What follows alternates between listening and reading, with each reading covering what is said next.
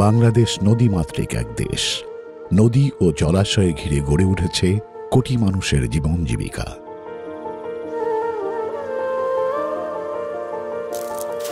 প্রচলিত প্রবাদ আছে, মাছে ভাতে বাঙালি। কথাটি আজও সত্য, কারণ আমাদের প্রতিদিনের থালায় থাকা প্রাণীজ আমিষের প্রায় 60% আসে মাছ থেকে।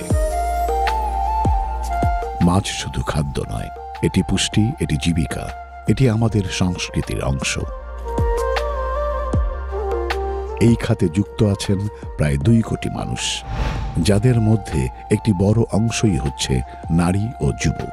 কিন্তু দুঃখের বিষয়, মৎস্য খাতে নারী ও যুব, বিশেষ করে নারীদের অবদান অনেক সময় আড়ালেই থেকে যায়।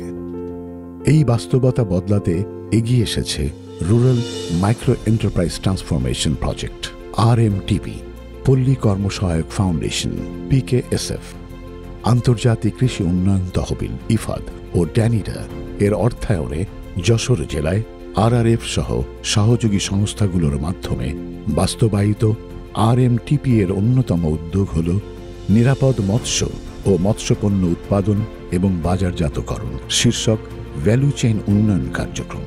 এর মাধ্যমে নারী ও যুবরা পাচ্ছেন প্রশিক্ষণ, প্রযুক্তি, অর্থায়ন আর বাজার সংযোগের সুযোগ।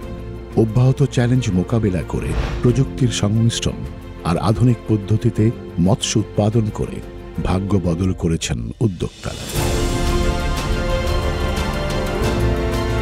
পিছিয়ে পড়া নারী ও যুবকদের মৎস্য ভ্যালু চেইনের সক্রিয় অংশীদার হিসেবে ক্ষমতায়ন, টেকসই উন্নয়ন এবং জেন্ডার সমতায়নের পথ প্রশস্ত করাই এই প্রকল্পের মূল লক্ষ্য। প্রকল্প এলাকার সংশ্লিষ্ট জনগোষ্ঠীকে উন্নত প্রযুক্তি, উত্তম মৎস্য চাষ অনুশীলন এবং পরিবেশ বান্ধব চাষ পদ্ধতি গ্রহণে উৎসাহিত করা হয়।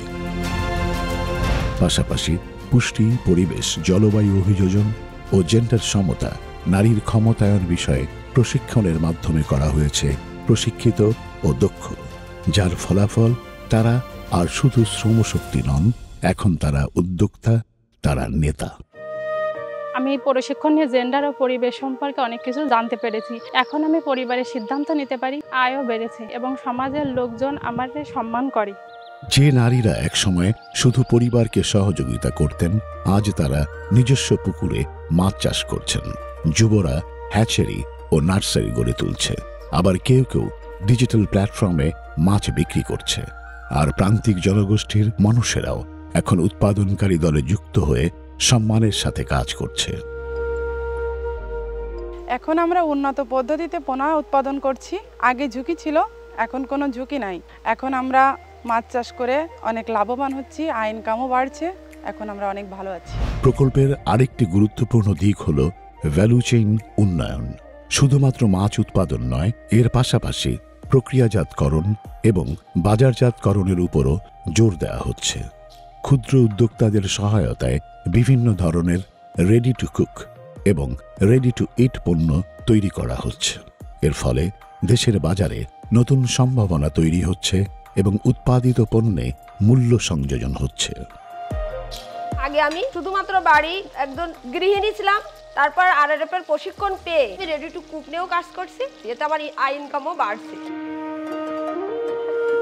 RMTP এর মাধ্যমে আমার যে ট্রেনিং হয়, এই ট্রেনিংয়ের কারণে আমি এখন আরও বেশি ভালো মাছ প্রক্রিয়াজাত করতে পারি এবং আমি কাস্টমারদের রেডি টু কুক অবস্থায় মাছ সেল করতে পারি। মৎস্য নির্ভর ইকো ট্যুরিজমেও প্রকল্পটি সহায়তা দিয়েছে।